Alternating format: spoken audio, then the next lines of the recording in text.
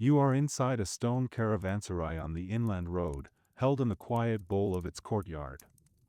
Your palm rests on the cool wall as you set your travel bundle down beside a low trough. The main sound is water, a thin, steady trickle that keeps going even when everything else pauses. The main light is a torch in an iron bracket, its flame leaning gently and painting the stone in slow, amber strokes. You stand a moment where the torchlight reaches, letting your eyes adjust to the darker corners. High walls rise around you, simple and strong, and above them the sky is open and very deep. A few camels are only silhouettes now, folded down on their knees, breathing in a patient rhythm. Somewhere along the perimeter, a door closes with a soft wooden sound, and then the courtyard returns to itself. After a while, you lift the strap of your bundle and shift it closer to the wall, where the air feels steadier. Dust clings to the fabric, and when you brush it away it comes off in a fine, dry powder. You hear leather creak, your own gear answering your hand, and then the faint clink of a ring on a tether.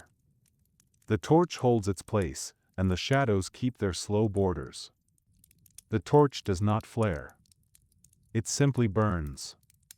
The flame leans slightly, responding to a draft you can barely feel, and the light slides over the courtyard stones in a way that makes every uneven edge visible for a moment, then soft again. You stand a moment where the torchlight reaches, letting your eyes adjust to the darker corners. High walls rise around you, simple and strong, and above them the sky is open and very deep. A few camels are only silhouettes now, folded down on their knees, breathing in a patient rhythm. Somewhere along the perimeter, a door closes with a soft wooden sound, and then the courtyard returns to itself. In the first seconds, the courtyard seems larger than it truly is, because the corners hold their darkness without explanation.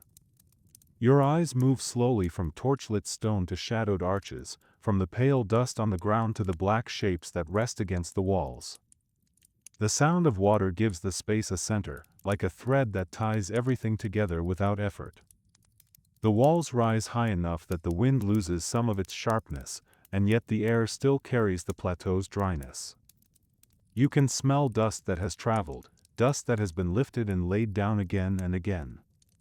Above the walls, the sky feels wider than the courtyard, wide enough to make the enclosed space feel like a kind of shelter rather than a boundary. The camels are almost like small hills in the half-light, their bodies gathered into compact shapes. When one draws breath, the movement is slow and deep, a gentle lifting and settling that seems to match the rhythm of the water. The door that closes does so without complaint, a wooden sound that lands and fades, and the silence that follows is not empty. It is filled with small continuations, a tether rope shifting, a faint scrape of hoof against packed earth, the torch making a quiet, constant presence. After a while, you lift the strap of your bundle and shift it closer to the wall, where the air feels steadier. Dust clings to the fabric, and when you brush it away it comes off in a fine, dry powder. You hear leather creak, your own gear answering your hand, and then the faint clink of a ring on a tether.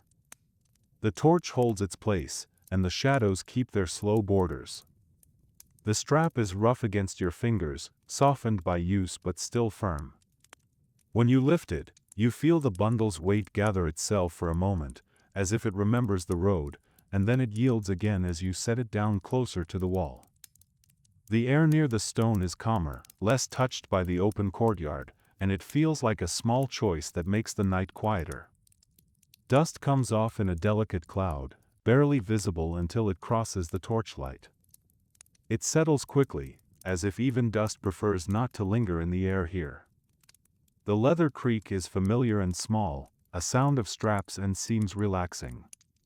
It is answered by the faint clink of metal, a ring on a tether, perhaps, or a buckle shifting, so distant and soft that it feels more like a suggestion than a noise. The torch continues to do what it does, leaning and straightening by a fraction. Shadows keep their shape without drama.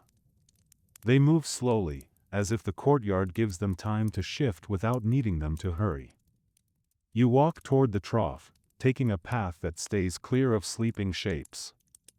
The ground is hard-packed, smoothed by countless hooves and sandals, with small pebbles pressed into it like quiet punctuation. The water smells clean and mineral, as if it has traveled far under earth before arriving here. You dip your fingers and let a few drops run over your knuckles, cool enough to feel like a small reset. Your steps find the smoother patches instinctively, places where many feet have chosen the same line over years. The packed earth has a firmness that holds you without giving much, and the pebbles embedded in it are not loose. They have been pressed down by weight and time, fixed in place like the simplest kind of mosaic, not meant to be seen as art, only meant to last. The trough's rim is worn where hands and muzzles have touched it. When you lean in, the scent of water rises first, clean, with a hint of stone and earth. It smells like cool places beneath ground, like channels cut long ago and kept clear. The water does not smell of leaves or mud, it smells of minerals, of a path it has taken through rock. When you dip your fingers, the cold is immediate and gentle. The drops slide along your skin, tracing the small ridges of knuckles, and the sensation travels up your hand in a way that makes you aware of how warm you have become from walking and carrying and arriving. The water does not shock. It simply cools, and that is enough. Nearby, a clay jug sits with its mouth covered by cloth, and you can hear the water inside respond when you touch it. You pour a little into your palm, then let it fall back into the trough, listening to the tiny splash. The sound doesn't echo much, the courtyard seems to drink sound as easily as it holds warmth. A distant bell, far beyond the walls, answers once and then disappears into the night. The jug's surface is matte and slightly rough, with tiny imperfections that catch the torchlight in a soft, uneven way. The cloth over its mouth is tied simply, meant to keep dust out more than anything else. When your fingers brush the jug, the water inside shifts with a muted slosh, a small reply from within the clay. You pour only a little. The stream into your palm is thin and steady, and you watch it for a moment as it gathers and then spills away. When you let the water fall back into the trough, the splash is so small it could be missed if you were listening for something louder. It is a quiet punctuation, a soft ending to a small action. The courtyard does not send the sound back. The walls absorb it, the open sky takes it, the ground holds it. It feels as if the whole space is designed to soften any sharp edge, to keep the night smooth. The bell that answers from far away comes like a faint silver note, and then it is gone, swallowed by distance and air. You move toward the heavy gate at the entrance, not to leave, only to see it from inside. The doors are thick, banded with metal, and there is a bar set in place for the night.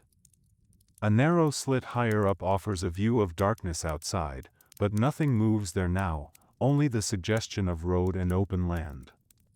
The protection of the walls feels practical, like stone doing the job stone was meant to do.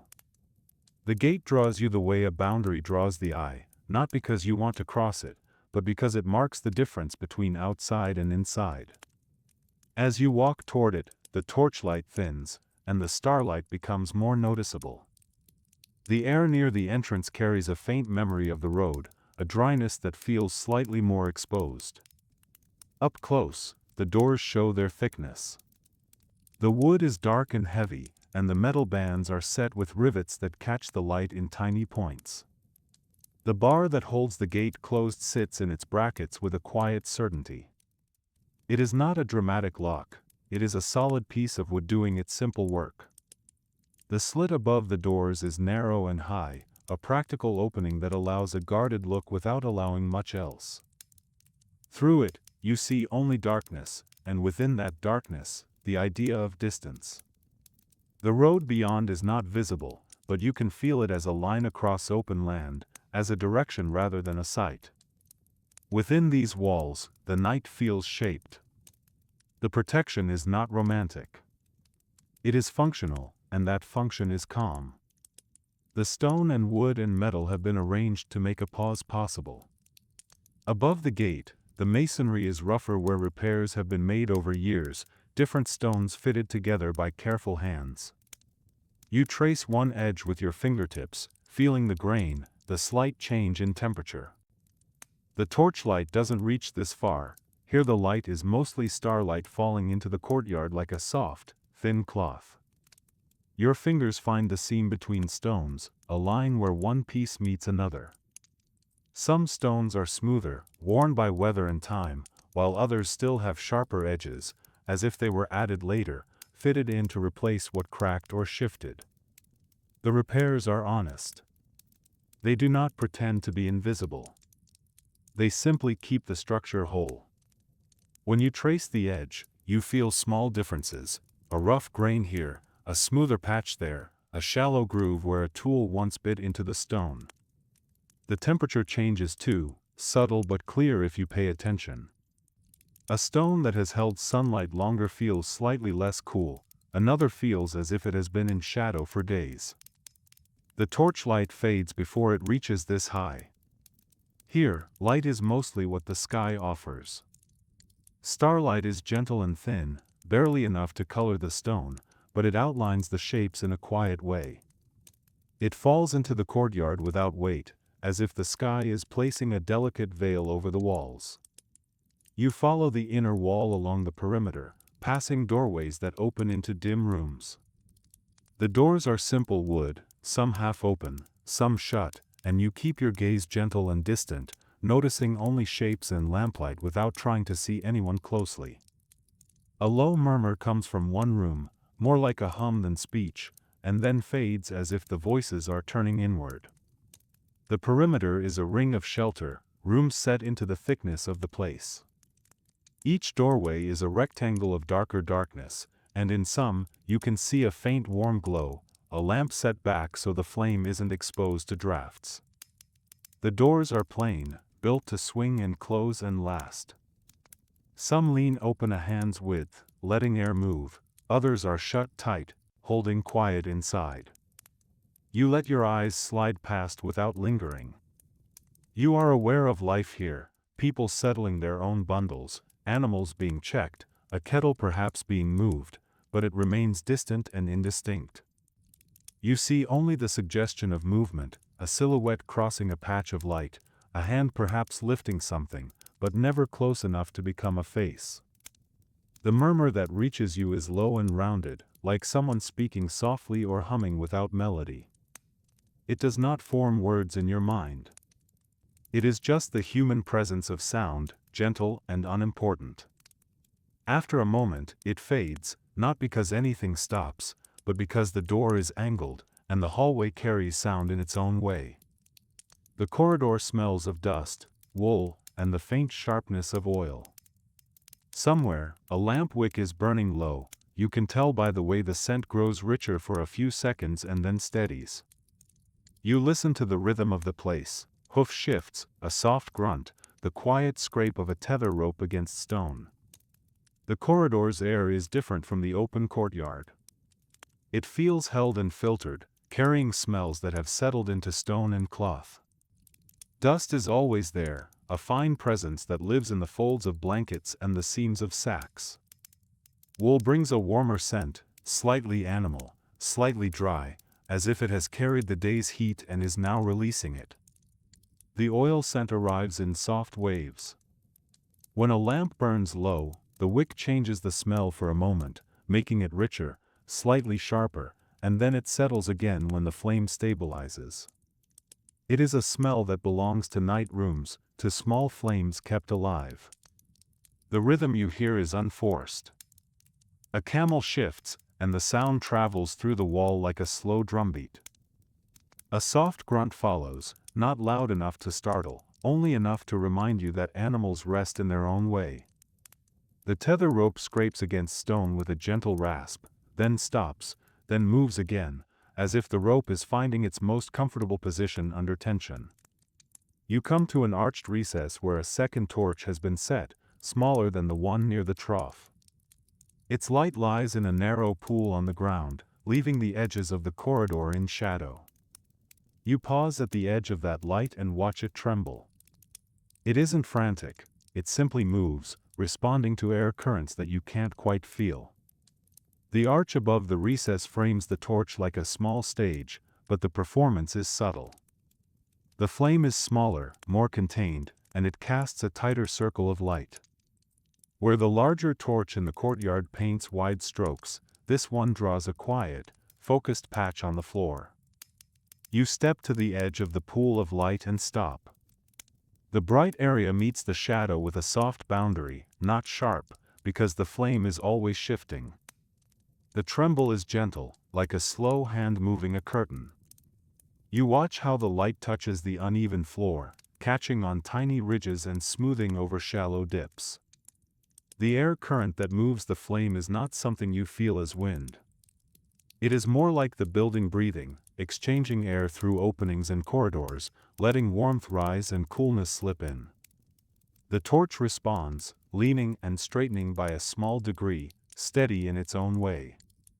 On the wall near the torch, the plaster has been patched in uneven layers, and you can see the marks of a trowel.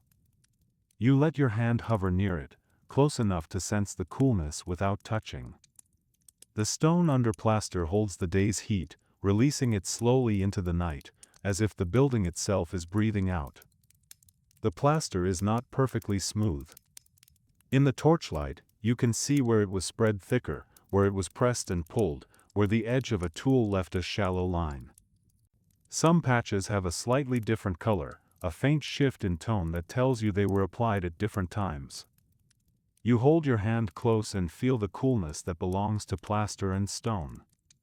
It is not the cold of winter, only the cool of something that has been out of the sun. Beneath that, there is warmth stored deeper, a slow release that you can sense more than feel, like standing near a wall that has held the afternoon. The building does seem to breathe. Not in a way that suggests anything alive in the supernatural sense, but in the way any thick structure exchanges heat and air with the night. It releases what it gathered during the day and takes in the cooler air that comes after.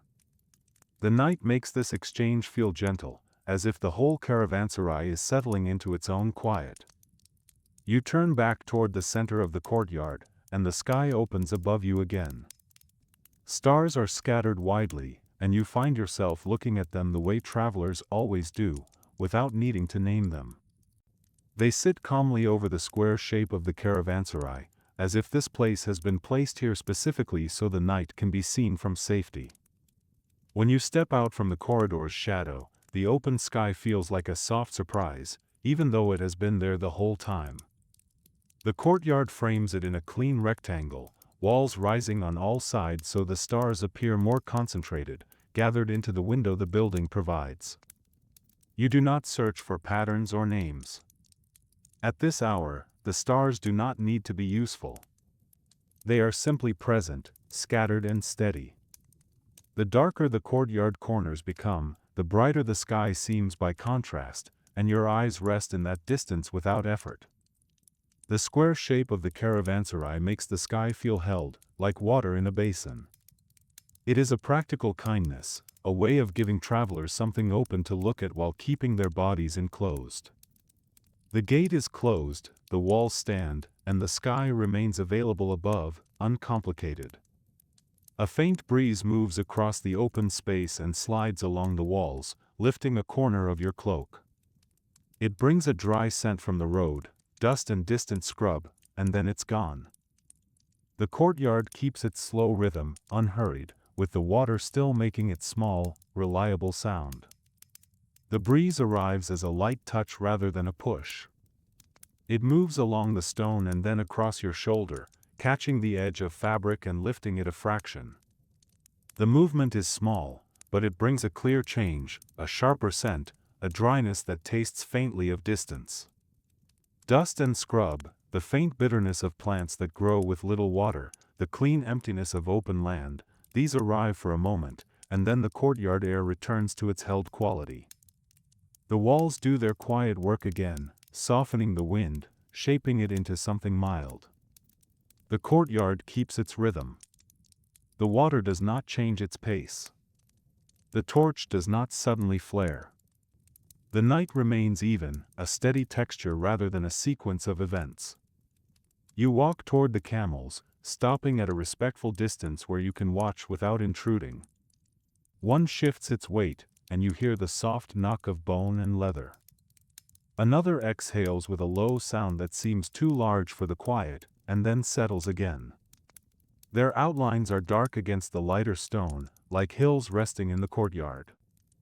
As you approach, you let your steps slow further, not because the camels would startle easily, but because the night asks for gentleness. The animals are large enough that even their smallest movements carry weight. Their resting shapes occupy space in a calm, solid way. When one shifts, the sound is surprisingly delicate, the soft knock of bone against padding, the slight creak of leather straps that hold loads during the day. The exhale that follows from another is deeper, a sound that feels like it comes from the center of the animal and travels outward. It is large, but it is not loud. It is simply complete. Their outlines are clean against stone that catches torchlight. The courtyard's pale surfaces make the camels look darker, and in the dimness they become simple shapes, like low ridges in a landscape. They rest the way they travel, enduring, unhurried, built for long distances and long silences. You notice the shape of their padded feet where they fold under, and the way their long necks curve even in rest. Their lashes are not something you see clearly at night, but you sense that their eyes are protected, built for wind and dust.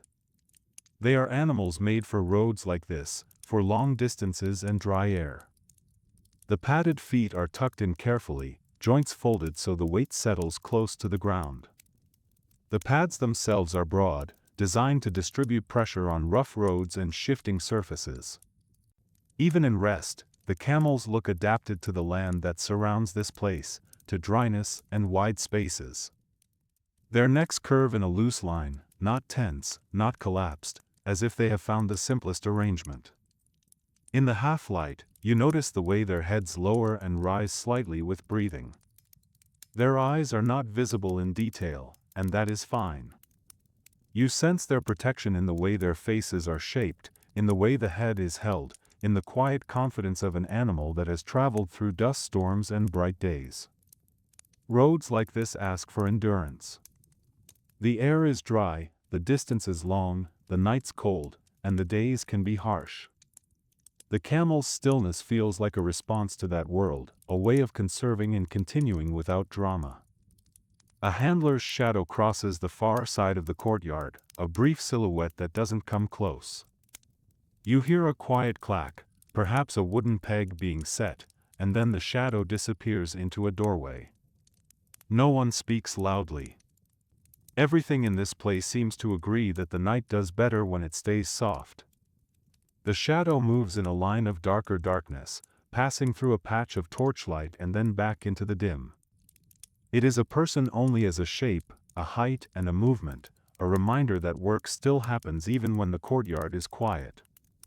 The clack is gentle and practical, wood meeting wood or wood meeting stone, a peg set to hold a rope or close a small latch. Then the shadow is gone, absorbed by a doorway where the light is warmer. No voices rise. No laughter breaks the quiet. Even if there are conversations inside the rooms, they remain contained, softened, kept low. The Caravanserai seems to hold an agreement. That night is not for big sounds, not for urgency, not for spectacle. It is for settling and resting, for doing only what needs doing and letting the rest become quiet. You return to your bundle and loosen a strap, letting the tension out of it with a small sigh of leather. Inside, there is fabric, a folded blanket, and a small item wrapped carefully so it won't rattle. You don't open everything, you only take what you need for the next gentle step of settling. The road can remain on the outside of your things for now. When you loosen the strap, the bundle relaxes as if it has been holding itself tight for the journey. The leather sigh is soft, a sound of tension being released.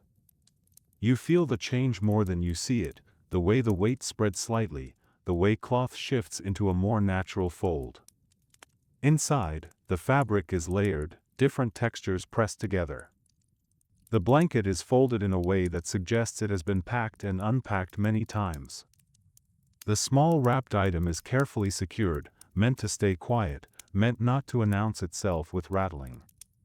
You do not need to know its details at this moment. You only need to know it is safe and still. You resist the impulse to unpack fully. The night does not ask for organization. It asks for simple steps. You take what you need, and you leave the rest contained, letting the road remain outside the bundle for now, kept in dust and distance rather than pulled into your resting space. You lift your blanket and feel the grit embedded in it, and you brush it with your palm until it falls away. Dust comes off in a slow rain, barely visible in torchlight. You fold the blanket again, neater, and set it on top of your bundle so it's ready when you find your room. The blanket's surface is rougher than it looks, dust caught in the weave. When you lift it, a faint smell rises, wool warmed by day, dust dried by wind. You brush it slowly, not trying to remove every grain, only enough to make it cleaner. Dust lifts and then falls in a gentle drift, visible only when it crosses the torch's amber light. The motion of brushing is simple and repetitive. Your palm moves across the fabric, feeling the grit and then feeling it lessen. The dust falls like a quiet snowfall, settling quickly on the packed earth. The courtyard accepts it without comment. When the blanket feels smoother, you fold it again, aligning corners, pressing the fold lightly. It becomes a compact shape again, ready to be carried into a room. You place it atop the bundle where you can reach it easily later, a small preparation that feels like a promise of rest. After a while, you choose a doorway that is slightly ajar and step into a dim interior passage. The air changes immediately, less wind, more warmth held by stone. Your footsteps sound quieter on the packed floor, and even that small sound seems to settle quickly. A lamp burns somewhere deeper inside, and its light arrives as a thin line, guiding without demanding. The doorways would feel smoother where hands have pushed it over years. As you step across the threshold, the courtyard's open air falls away behind you, and the corridor's held air meets you. It is warmer, not hot, just steadier. The stone has kept the day's warmth in a slow, careful way, and now it offers it back. Your steps change sound too. In the courtyard, the packed earth carries sound outward. Here, the corridor absorbs it, the walls close enough that your footfalls are contained. Even the smallest scrape of a sole seems to soften quickly, as if it is being wrapped in the corridor's darkness. The lamp deeper inside is not bright. It is enough. Its light arrives as a thin line across the floor, a pale stripe that tells you the corridor continues. It does not demand attention. It simply offers orientation. As you walk, you pass niches in the wall where lamps can be placed, some empty now, some holding small clay vessels. A wick glows at the edge of one, and the oil inside catches light like a dark, calm pool. The scent is gentle and familiar, the kind of smell that belongs to many centuries of nighttime rooms. The niches are practical recesses, cut into the wall at intervals, placed where a hand can reach without searching. Some are empty, dark cavities that hold nothing but shadow. Others cradle clay lamps, their shape simple, designed to hold oil and wick and flame in the most straightforward way. One wick glows low, its flame small, almost hidden by the lamp's rim. The oil inside reflects a tiny shimmer, a dark pool with a thin line of light across it. The lamp's clay has absorbed oil over time, leaving a faint sheen on the edges where it has been handled. The scent is soft, warm oil, a hint of smoke, a faint sweetness from burning wick. It is a smell that belongs to many nights, not tied to one era or one person. It has lived in corridors like this for generations, carried by stone and air and quiet. You reach a small chamber that feels unclaimed, its doorway open and its interior quiet. The room is simple, stone walls, a slightly raised edge along one side, and a floor that is smoother than the courtyard's ground. The ceiling arches overhead in a shallow vault, making the space feel sheltered without feeling tight. The temperature is steady, a little warmer than outside. The chamber is not decorated, and that simplicity feels restful. The stone walls are close enough to feel like shelter but not so close that the space feels small. The raised edge along one side could be a low platform or a place to keep bedding off the floor. It is worn smooth where bodies have rested and where bundles have been set down. The floor has been smoothed by use, dust swept and packed, perhaps dampened at times to settle it. It feels more even underfoot, and the slight warmth in the stone makes the air feel kind. The vaulted ceiling curves overhead, not high, not imposing, simply shaping the space so it feels contained. The temperature is steady, as if the room has found its balance. Outside, the air changes more with wind and open sky. Here, the stone holds a middle state, neither too warm nor too cool.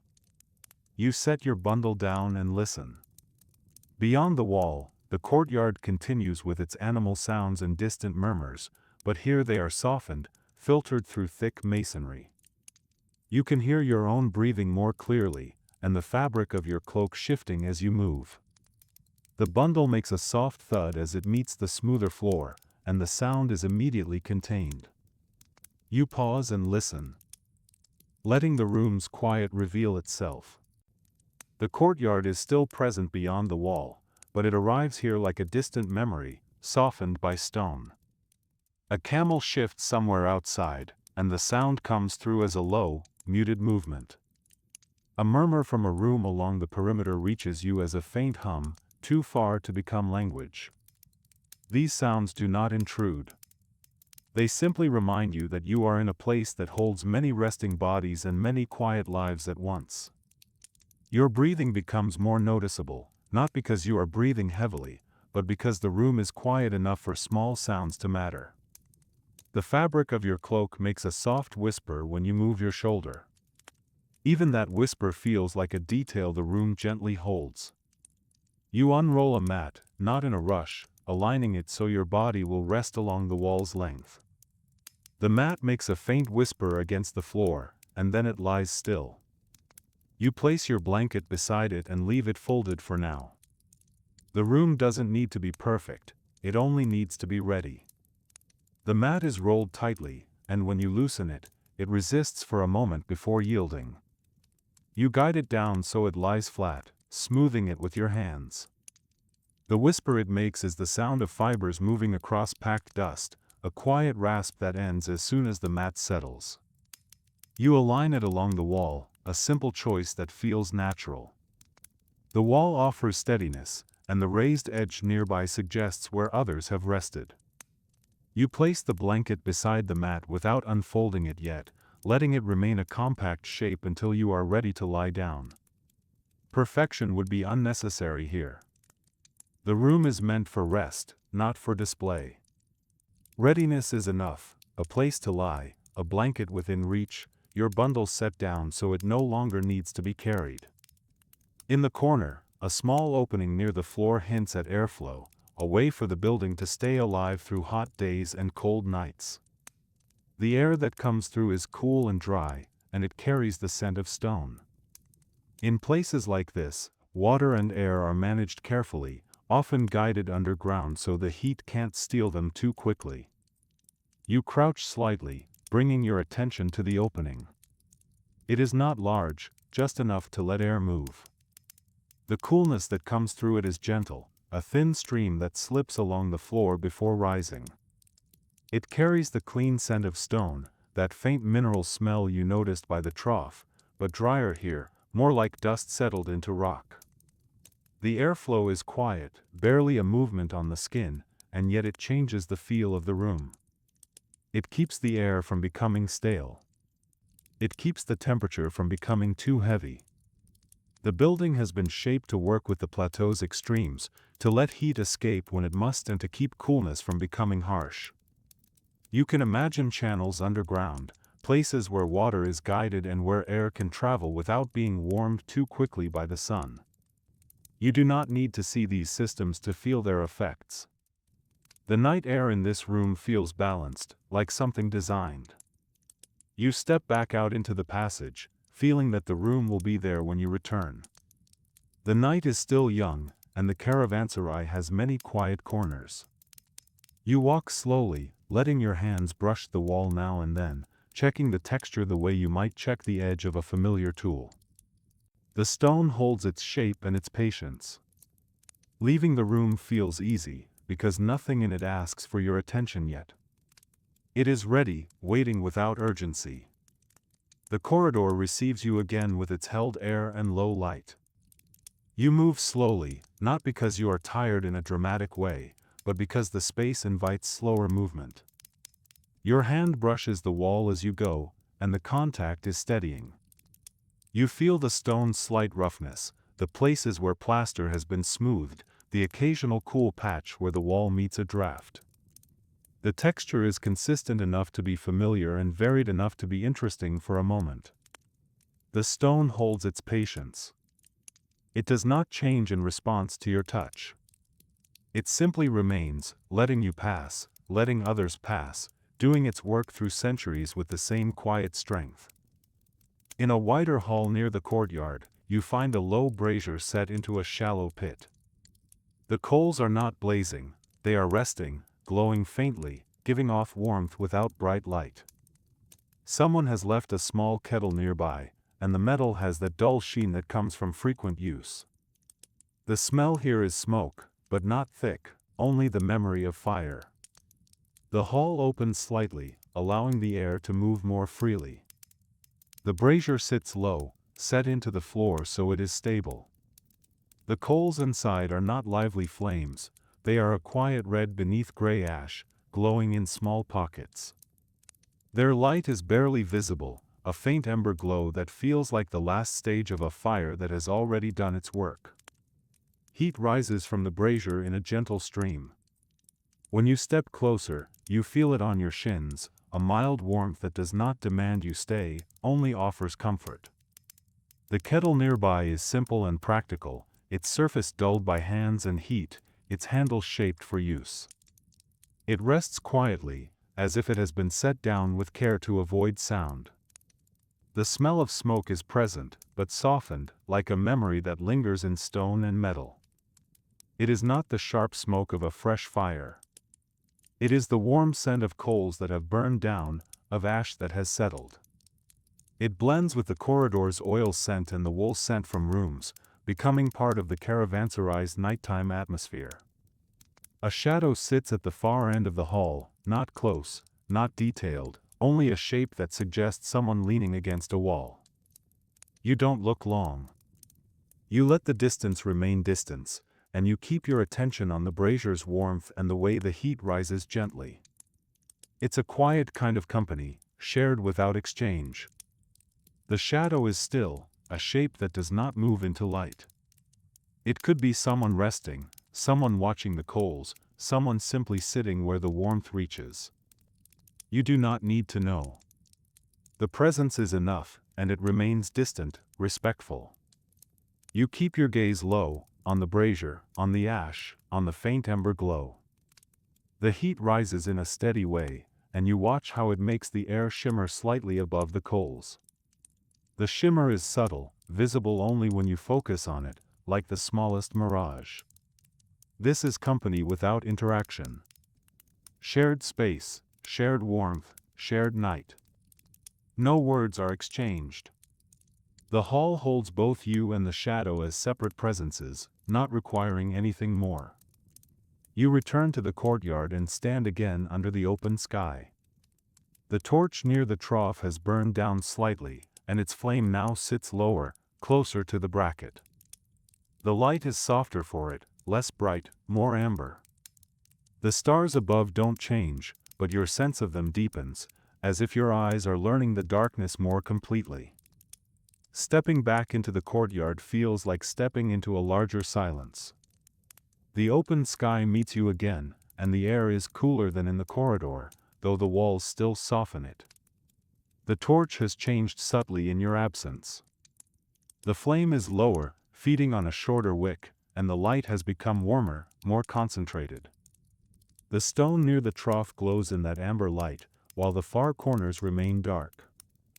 The courtyard feels more settled now. The animals are quieter. The distant murmurs have softened. The stars remain scattered and calm, but your eyes see them more easily now, adjusted to the night's depth. It feels as if the darkness is becoming more familiar, less like something to look into and more like something to exist within. The sky above is deep, and the walls around you hold the courtyard like a calm basin. A camel shifts again, and you hear the low sound of its breath, slow and steady. A bell somewhere outside the wall answers faintly, perhaps from another traveler passing in the night, perhaps from a distant herd on the plateau. The sound comes and goes as if it is moving through different layers of air. The camel's shift is small, but the sound carries weight. Breath moves through a large body with a steadiness that feels ancient and grounded. The low sound is not a call. It is just the animal existing, taking in air, letting it go. The bell outside is faint enough that it could be imagined. But it returns once, confirming itself. It arrives as a thin note, then fades, as if the wind carries it closer and then turns away. The sound seems to pass through layers: open land, a dip in the terrain, the outer side of the caravanserai wall, and finally into the courtyard where it becomes the quietest trace. You listen without trying to decide what caused it. The plateau holds many small sounds at night, and the caravanserai receives them softly, letting them pass through without catching. You walk to the trough once more and listen to the water. It is not a fountain that sings, it is a practical stream, guided and saved.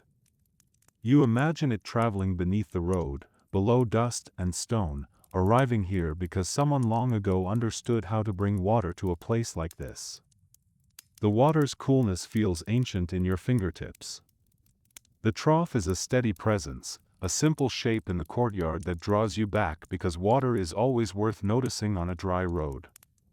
The stream is thin, controlled, and the sound it makes is continuous enough to feel like a bass note under the night.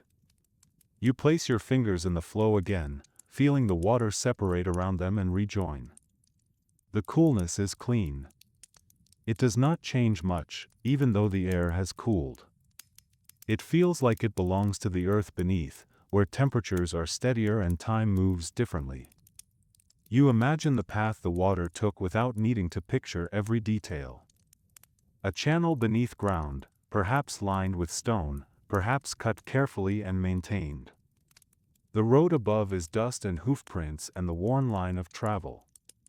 Below, water moves in darkness, arriving here because someone planned for nights like this, for caravans that would need to pause, for animals that would need to drink. The water feels ancient not because it is magical, but because it has been doing this, moving through rock, being guided, arriving, for longer than any one traveler's memory.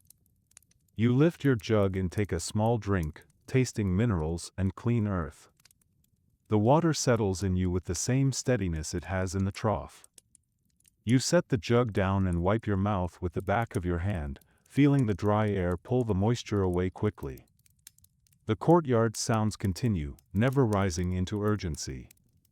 The taste is simple and satisfying.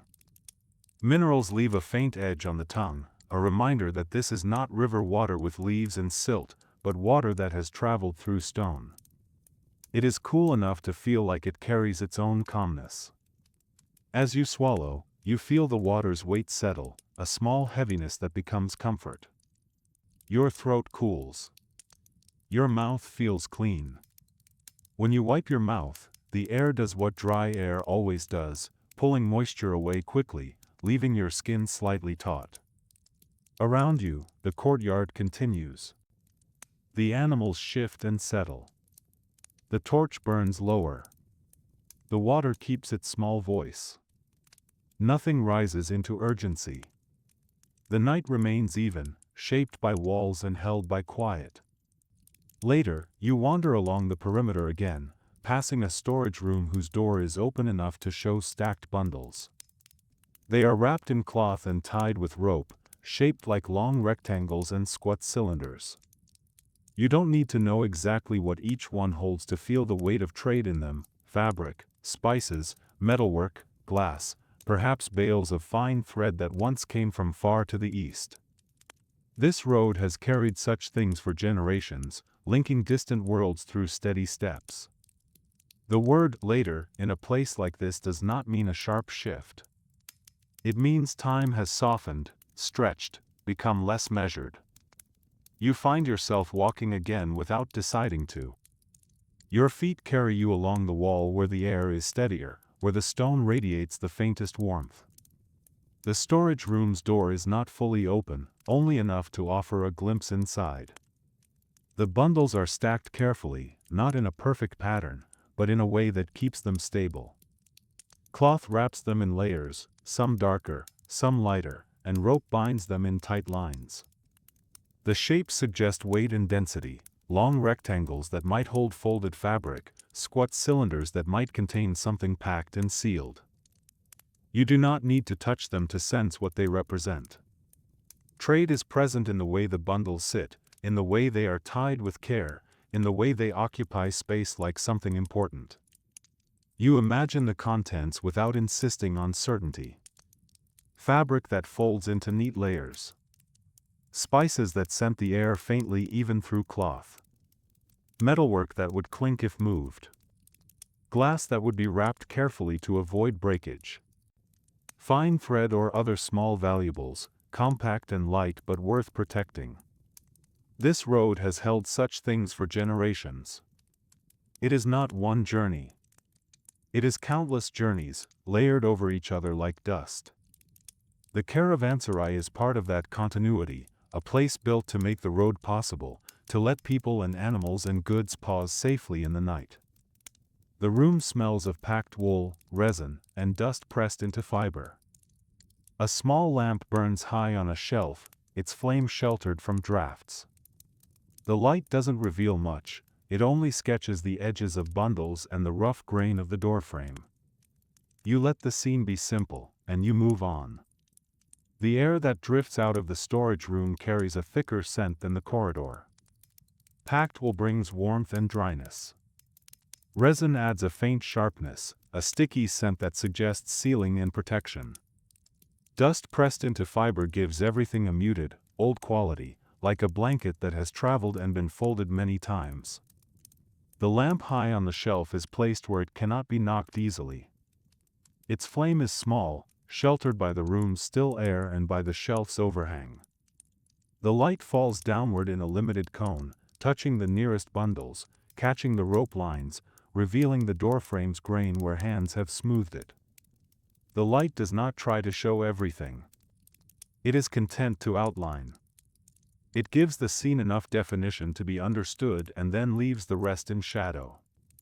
You allow that. You let the room remain what it is, a quiet store of weight and distance and careful wrapping. You do not linger. The night is full of such small scenes, each one complete without needing attention. You let this one remain simple, and you move on. As the night deepens, the courtyard grows quieter. Murmurs behind doors soften into silence, and the footsteps you heard earlier become rare. Animals remain awake in their own way, shifting and settling, the sound of their presence like a slow, continuous note. The torchlight stays patient on the stone, never needing to become more than it is. Deepening does not announce itself with a clear moment. It arrives gradually, like a darker dye seeping into cloth. You notice it first in the spacing between sounds. The courtyard pauses longer between movements. The corridor doors seem to close more firmly. Even the air feels as if it has taken a slower breath. Murmurs behind doors become less frequent, not because people vanish, but because they turn inward. The last soft hum of a voice fades into the room that holds it. Footsteps that once crossed the courtyard now come only as an occasional, careful sound, someone stepping quietly to check a tether, someone moving a jug, someone turning and settling again. The animals do not fall into perfect stillness. They remain present through small adjustments. A camel shifts a shoulder against the ground. A tether rope slides a fraction. A hoof nudges packed earth and then stops. These sounds are gentle and continuous in the way a low note can be continuous, always there, but never demanding. The torchlight stays patient. It does not brighten to fight the dark. It accepts the night's deepening and becomes softer by comparison, an amber pool in a larger field of shadow. You return to your room and pull the door closer, leaving it not fully shut, just angled to reduce the draft. The dimness inside feels kind, and the steady temperature feels earned. You unfold your blanket and lay it out along the mat, then sit at the edge for a moment to loosen your boots. Your fingers find the knots and straps without hurry. The room receives you as it did before, with the same steady air and the same held quiet. When you pull the door closer, the hinge makes the smallest sound, wood and iron moving together. You leave a narrow gap, enough to let a thin ribbon of corridor air move through, enough to keep the room connected to the larger building. The dimness inside is gentle. It does not hide things in a way that feels uncertain. It simply softens them. The steady temperature feels like a reward for arriving, for stepping out of wind and open sky into stone that knows how to hold warmth. You unfold your blanket slowly, letting it open like a thick page. The fabric falls into place along the mat, smoothing itself with a few small touches. You sit at the mat's edge, letting your weight settle, and then you begin to loosen your boots. The knots and straps have their own logic, learned through repetition. Your fingers follow that logic without needing to think. The motion is calm, loosen, pull, release. The road is still in the leather, still in the dust on the soles, but you are taking it off in simple steps. When your boots are off, the air against your feet feels cool and clean. You rub one heel with your thumb, feeling the roughness left by the road. The simple act anchors you in the room, in the present shape of the night. Outside, the caravanserai continues without asking for attention. Your feet meet the air with a small sense of relief. The coolness is immediate, a thin layer against skin that has been held in leather for hours. The air feels cleaner here, less stirred by movement, carrying mostly stone scent and faint oil. You rub your heel with your thumb and feel where the road has left its mark. Roughness is not dramatic, it is simply texture, a reminder of walking and standing and carrying. The skin responds to the pressure with a quiet warmth. The act is small and contained, and it holds your attention in a simple way. Anchoring happens without you naming it. Your mind stays with the sensation, thumb against heel, cool air against toes, blankets weight nearby. Outside, the building continues. Water still trickles. A camel still breathes. A torch still burns. None of it needs you to manage it. After a while, you stand again and step back into the corridor, drawn by the desire to make one more slow circuit before fully settling. The passage is darker now, with fewer lamps burning. Where a lamp remains, its flame looks smaller, more intimate, like a private thought held in clay. You rise without urgency, as if your body has remembered that it likes to check the space one more time before rest. The corridor is darker, yes, but not emptier. It feels more intimate, as if the building has dimmed its lights and lowered its voice. Some niches that held lamps earlier are now empty, their shadows deeper. The few lamps that remain burn low, their flames small and steady. They cast a warm glow that does not travel far, creating pockets of light that feel personal, as if each lamp is keeping its own quiet vigil.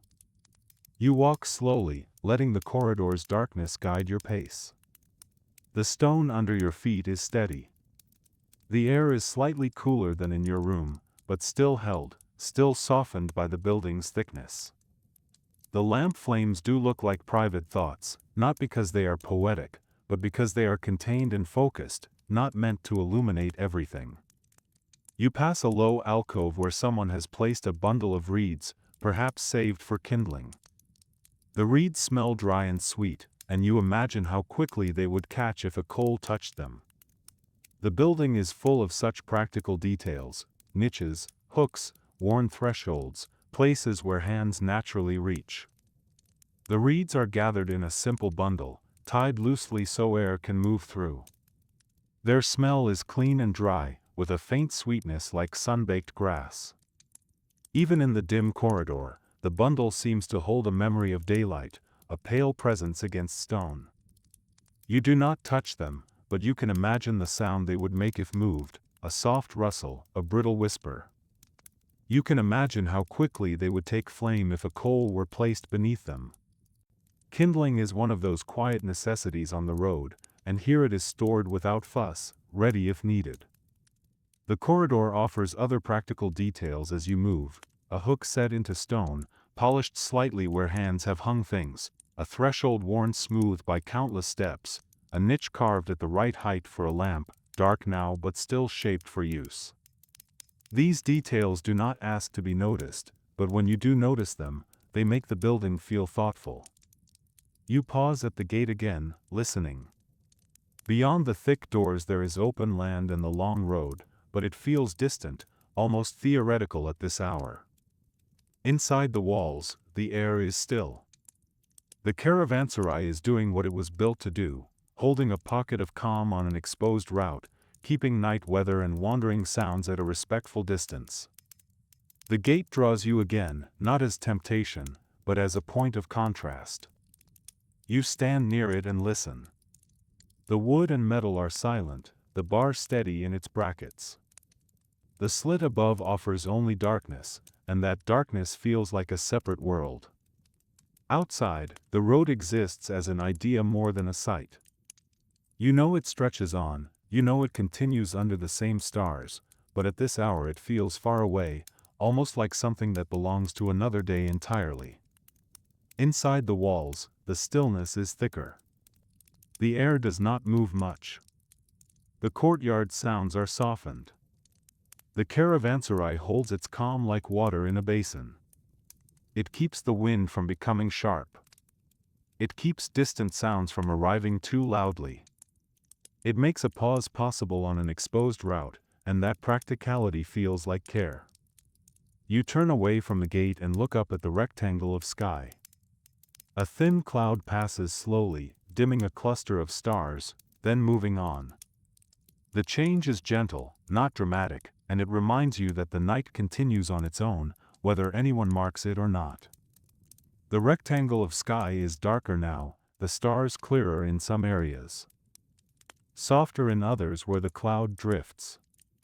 The cloud is thin enough that it does not hide everything. It only dims, like a hand passing over a lamp.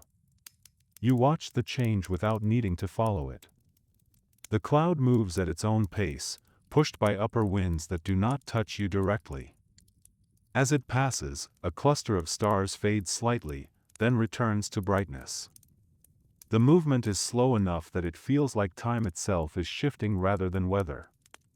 It reminds you of something simple: the night does not need attention to continue. Clouds pass. Stars remain. The caravanserai holds its walls. Water keeps moving. The world carries on in quiet cycles, whether anyone marks them or not. Back in the courtyard, the camels are quieter now. One makes a low, brief sound, almost like a complaint, and then nothing follows it. A rope creaks softly as it adjusts under weight, and a bell gives a tiny answer. The water continues, unbroken. You step into the courtyard again and notice how the darkness has grown deeper around the edges. The camel silhouettes seem even more solid now, their resting shapes barely separated from shadow. The low sound one makes is brief, a soft expression of discomfort or adjustment, and then it settles again without drama. The rope creak is quiet, a slow strain and release as weight shifts. The bell's tiny answer follows, a small note that feels more like a confirmation of presence than a call. Then silence returns, filled only by the continuing water. The water remains the courtyard's steady voice. It does not change pace. It does not pause. It continues through all these small movements as if it is not concerned with them, and that steadiness makes everything else feel calmer. You walk along the wall where the torchlight falls and notice how the stone changes color in the warm glow. In some places it looks honeyed, in others it stays gray, refusing the warmth. You place your palm against it and feel a small store of day heat still held inside. The sensation is subtle, but it is there, like the last ember under ash. The torch's amber light is softer now, and it changes the stone in different ways depending on surface and texture. Some stones catch the warmth and glow faintly, their color deepening to a honey tone. Others remain stubbornly gray, the light sliding off them without transforming them much. When you place your palm against the wall, you feel a mild warmth beneath the cool surface. It is not strong enough to warm your hand quickly, but it is present, like a quiet reserve. The day's heat has been stored and is now being released slowly, a steady exchange between stone and night. The sensation is subtle and calming, like discovering that something solid has been holding a small comfort for hours without showing it.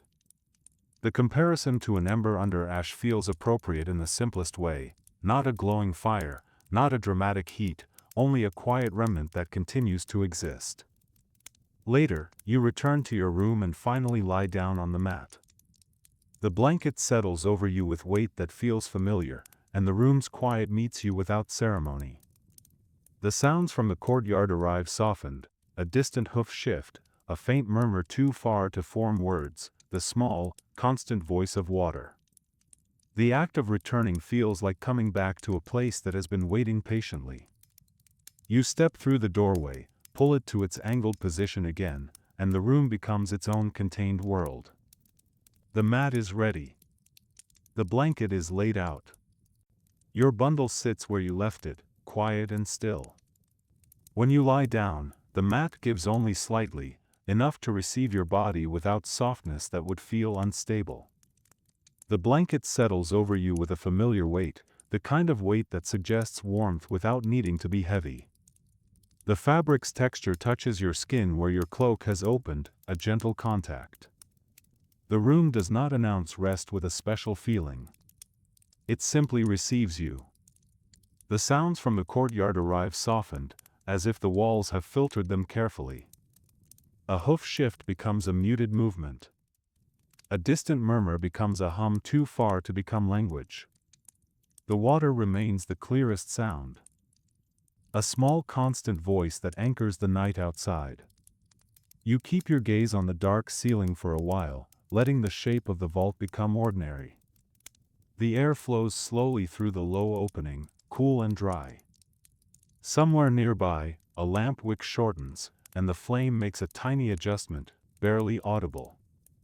The building holds steady around you. The ceiling's shallow vault curves overhead like a quiet shelter.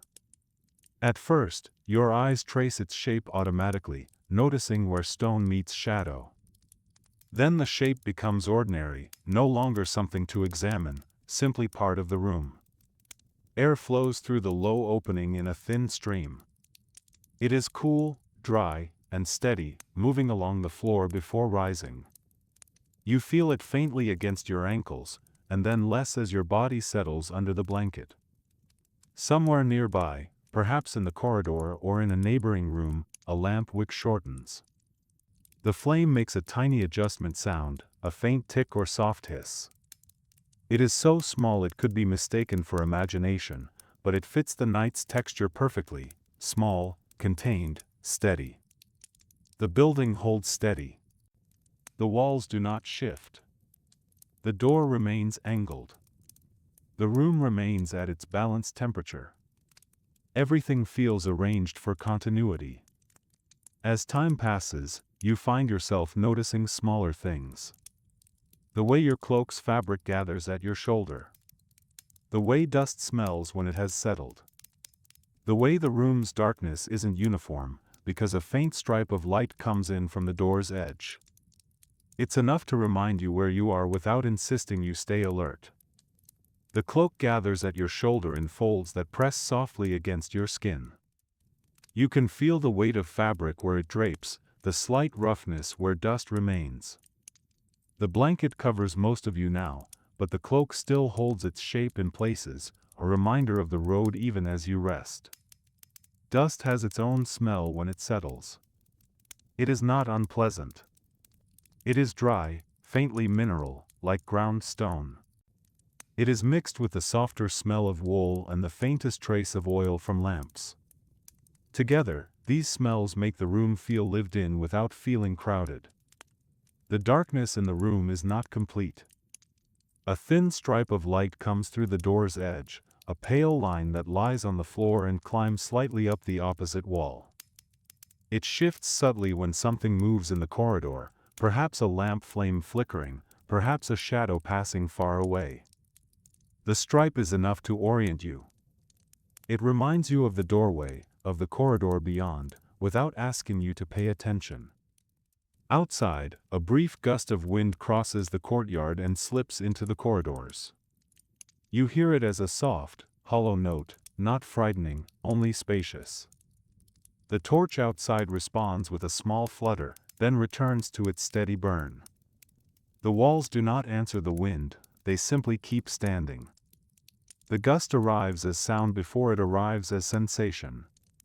It moves through the courtyard and finds the openings that lead into corridors, creating a hollow note that echoes briefly in stone.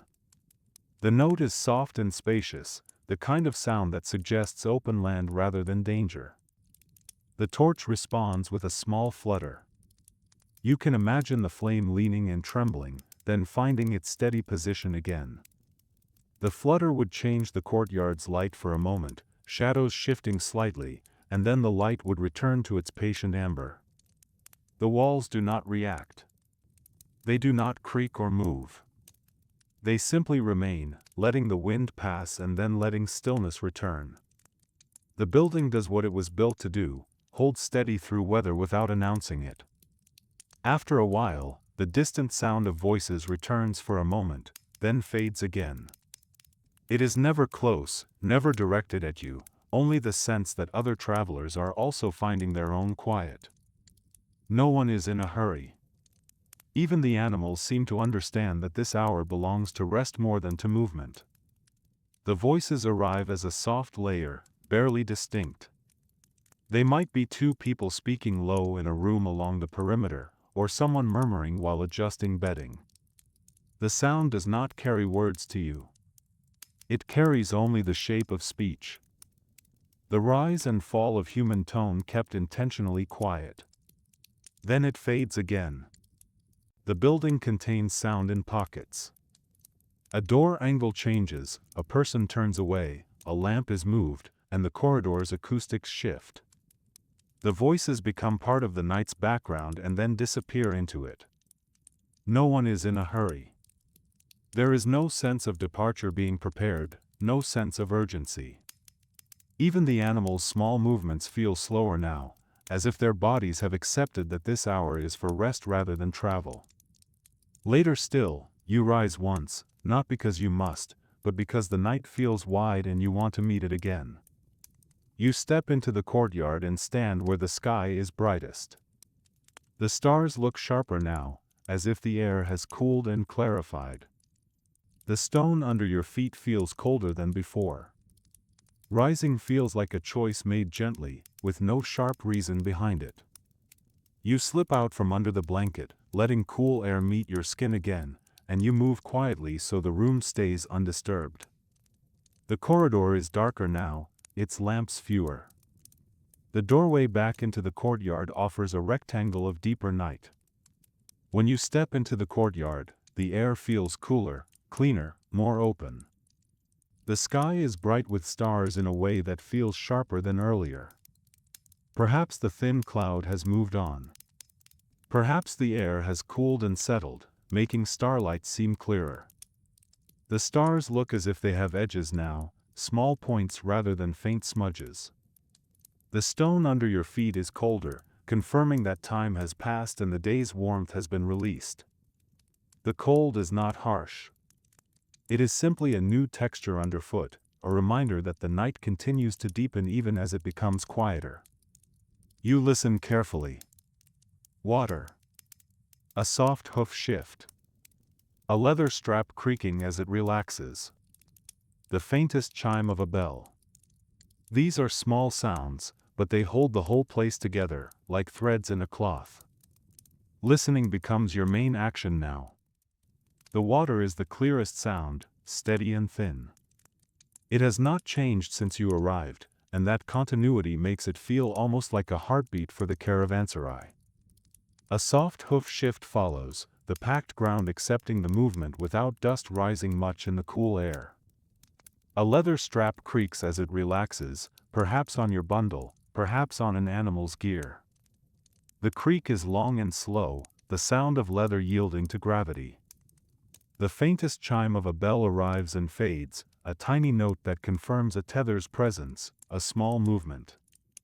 Together, these sounds do hold the place together. They are the stitching that keeps the night from feeling empty. You walk to the trough and touch the water again, letting it cool your fingertips. The surface reflects a small trembling image of torchlight. You watch that reflection for a few breaths, noticing how it changes with every tiny movement of air. The reflection never becomes still, and it never becomes frantic, it simply keeps being what it is. The trough's rim is cooler now too, stone that has given up more heat. When your fingertips meet the water, the coolness feels deeper, as if the night has sharpened it. The water slides over your skin, and you feel the clean mineral sensation again. On the surface, the torchlight makes a small reflection, a trembling amber shape that wavers with every subtle ripple. The ripple might come from the stream entering the trough, from your fingers, from a faint vibration in the ground. The reflection responds to everything without resistance. You watch it for a few breaths, letting your attention rest on something simple. The reflection changes constantly, but the change is smooth. It never snaps into stillness and never breaks into chaos. It remains itself, a small moving image in water, steady in its motion. In the corner of the courtyard, a camel lifts its head slightly, then lowers it again. You do not approach. You only acknowledge the movement, the quiet life present in the darkness. The animal's silhouette returns to stillness, and the courtyard's shape remains unchanged. The camel's head lifts as if responding to a sound you did not notice, or perhaps simply adjusting. The movement is slow. The silhouette changes shape for a moment. Neckline rising slightly against the lighter stone. Then the head lowers again, returning to rest. You do not move closer. Distance remains part of the calm. The animal's quiet life is present whether you approach or not. You acknowledge the movement the way you acknowledge wind or water, as part of the night's continuity. When the silhouette returns to stillness, the courtyard looks the same as before. That is part of the comfort. The night allows small changes without turning them into events. You make one more slow circuit along the perimeter, passing doorways and dark windows. The building feels like a ring of rooms wrapped around open sky. The architecture is simple and deliberate, thick walls to resist heat and cold, a single gate to control entry, rooms set inward to protect from wind. The design is not decorative, it is a form of care built into stone. Your circuit is slow enough that it feels like drifting rather than walking. Doorways pass as rectangles of deeper darkness. Some show a faint warm glow from within. Others are completely dark. Windows, where they exist, are small and high, meant for air more than for view. The ring of rooms wraps the courtyard the way a cloak wraps a body. The open sky remains in the center, framed by walls. The building's design is clear in its simplicity. Thick walls create mass that resists the day's heat and the night's cold. The single gate creates control, making the courtyard a protected pocket. Rooms set inward avoid wind and offer steady temperature. There is no decoration that demands attention. The care is in the structure itself. It is care in the placement of a trough, in the height of a wall, in the angle of a corridor, in the existence of a room that feels unclaimed and ready. Stone has been arranged to support rest, and that support continues without needing to be noticed. When you return to your room, you settle again on the mat. The blanket's edge lies across your chest, and the fabric's weight feels steady. The corridor outside is quieter now, and the few remaining lamps burn low. The air's coolness seems to deepen, but the walls keep the cold from becoming sharp. Returning to the room feels like stepping into a quieter layer of the night. You pull the door into its angled position again, and the thin stripe of corridor light becomes even thinner, because the lamps are lower now. You lie down and draw the blanket so its edge rests across your chest. The weight is steady and familiar, a gentle pressure that holds warmth. The fabric does not shift much once it settles. It becomes part of your body's outline, like a second layer of stillness. The corridor outside is quieter. You can sense it through absence more than through sound. Fewer footsteps. Fewer murmurs. The lamps burn low, their light dim enough that it barely reaches under the door. The air's coolness deepens as the night continues, but the room's stone keeps it from becoming sharp. The coolness remains a softness at the edges rather than a bite. The building moderates the night. As the night moves on, your attention drifts toward the smallest sensations. The slight warmth that remains where your body touches the mat. The way your hands relax when they no longer need to hold anything. The way the room's stillness feels layered, stone stillness beneath air stillness, and beyond that, the larger stillness of the plateau night. The mat holds a slight warmth where your body has pressed into it. The warmth is not dramatic. It is the quiet exchange of heat between skin and fiber, a small softening in the immediate space around you. When you shift a fraction, you can feel the difference between warmed area and cooler area, and then the warmth begins to spread again. Your hands relax in stages. Fingers that have held straps and tied knots now loosen, curling naturally without effort. Your palms rest with no task. The sensation is subtle but clear, the absence of holding, the absence of gripping, the absence of needing to be ready. Stillness layers itself. Stone stillness is the base, walls that do not move, floor that does not tremble, ceiling vault that remains unchanged. Air stillness sits on top of that, with only the faintest movement from the low opening. Beyond the room, beyond the walls, the plateau's stillness exists, open land under stars, distances that do not change quickly. The layers make the room feel steady within something even larger. Outside, the water continues, patient and unchanged. The courtyard keeps its slow rhythm without needing anyone to manage it. Torchlight remains where it is, drawing soft borders on stone.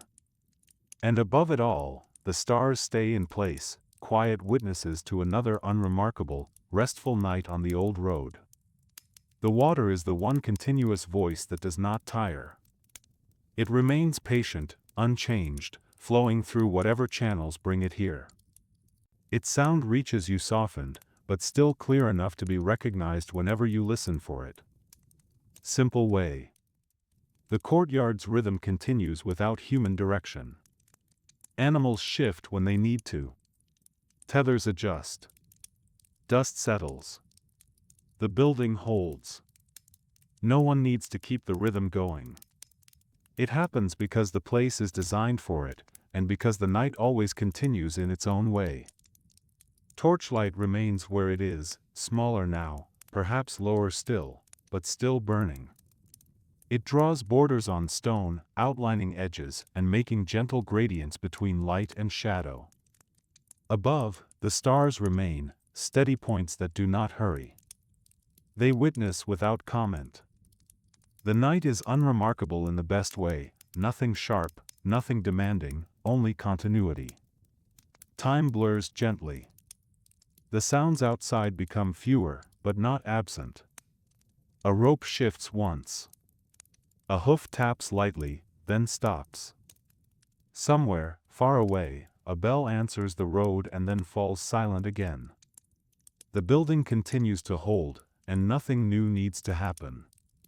Time becomes less like minutes and more like a slow tide. You stop marking it. The sounds outside do not disappear completely, but they spread out, leaving longer quiet spaces between them. A rope shifts once, a soft scrape against stone that ends quickly. A hoof taps lightly, perhaps a camel adjusting, and then it stops. The bell far away answers the road with a single faint note, then falls silent again, as if it has moved beyond hearing or simply stopped moving. The building holds through all of this. The walls remain. The room remains. The mat and blanket remain. Nothing new needs to happen because the night is already complete in its steadiness. Even the air seems to settle. The draft through the low opening becomes smoother, less noticeable, as if the night has found its most comfortable position. The room feels darker now, not because anything has changed, but because your eyes no longer search for detail. The ceiling is simply there, the wall is simply there, and your blanket's weight stays consistent. The air's movement becomes so gentle it is almost impossible to feel. The draft smooths out, no longer a distinct stream, more like a general quiet coolness in the room. It feels as if the building and the night have reached an agreement on temperature and stillness. The room feels darker, but not in a dramatic way. The darkness becomes ordinary. Your eyes stop trying to define every edge. They accept the room as a known shape. The ceiling vault is simply there, a curve above. The wall is simply there, a steady boundary. The blanket's weight stays consistent, not shifting unless you shift. This ordinariness is soothing.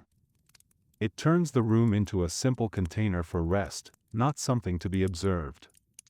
The night outside continues, and you remain within the building's quiet. Later, you become aware of the faintest change in the outside world. Not dawn, only the suggestion that the deepest part of night is passing. The sky beyond the courtyard may be shifting by a shade, or perhaps it is only your sense of time loosening. The caravanserai does not announce the change. It remains quiet and contained. The change is so subtle it could be imagined. A slight lightening in the quality of darkness beyond the door gap. A different feeling in the air. A sense that the night is moving from its deepest stillness towards something slightly less dense. It is not dawn. There is no bird call, no sudden blue. There is only the suggestion that the night has turned a corner somewhere far away, beyond walls and beyond your room. The sky beyond the courtyard might be shifting by a shade. Or it might be that your sense of time is loosening, no longer strict, no longer counting. The caravanserai does not announce anything. It remains the same: stone walls, dim corridor, quiet courtyard. Its calm does not depend on the exact hour. It holds through deep night and through whatever subtle changes follow. You lie still, and the simplest sounds become the whole story. Water making its thin, steady music. Stone holding warmth and then releasing it slowly. Fabric moving with your breathing. Somewhere in the courtyard, an animal exhales, long and calm, and then the night returns to its quiet baseline. Stillness becomes its own kind of narrative. The sounds are minimal and enough. Water continues, its thin music steady and unchanging. Stone releases warmth slowly, not as a sensation you actively feel, but as a background balance that keeps the room from becoming too cold. Fabric moves with your breathing, the blanket shifting a fraction with each rise and fall of your chest. The movement is small, and the sound is softer still, a faint whisper of cloth. Somewhere outside, an animal exhales, a long calm breath that travels through the courtyard and becomes a muted presence through the wall. Then the night returns to baseline, as if even that breath was part of a steady cycle. Nothing builds. Nothing escalates. The night simply continues, smooth and contained. The last torch you saw earlier is probably lower now, its flame smaller, its light softer. It doesn't matter. The light has done its work, and it continues without effort. The shadows have grown longer, blending into each other, making the room feel more like one gentle, uninterrupted shape. You imagine the torch in the courtyard, its wick shorter, its flame closer to the bracket. The light would be softer now, perhaps more orange, perhaps more concentrated near the trough. Shadows would stretch and blend, corners becoming deeper and less defined. It doesn't matter because the torch's job is not to keep the night away. It is to make small practical tasks possible, to offer a point of warmth, to mark the courtyard center.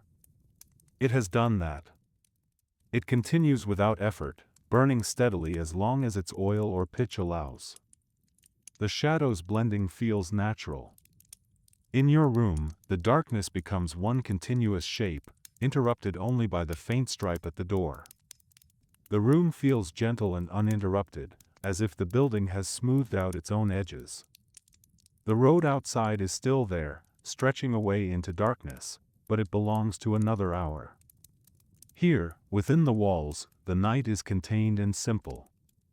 The caravanserai keeps holding its square of sky, its ring of rooms, its steady water, its resting silhouettes. Nothing needs to be remembered, because the place remembers itself. The road exists beyond the gate as a line through open land, but it feels distant, belonging to travel hours rather than resting hours. It will be there later, whenever leaving becomes relevant again. For now, it remains outside, held back by wood and bar and stone. Within the walls, the night is contained and simple. The square of sky remains above the courtyard, framed by walls. The ring of rooms remains around it, each one holding its own quiet. The water continues, steady and practical. The silhouettes of resting animals remain, dark and calm. Nothing needs to be remembered. The place has its own continuity. The stone remembers through its endurance. The trough remembers through its water. The walls remember through their repairs and their steady standing. The caravanserai holds itself, and in doing so, it holds you for this portion of the night. And so the night continues, quieter and quieter, as if it is gradually folding its edges inward. The courtyard remains. The torchlight remains. The stars remain. The water remains, and the soft life of the caravanserai rests on, unchanged, under the wide, dark sky.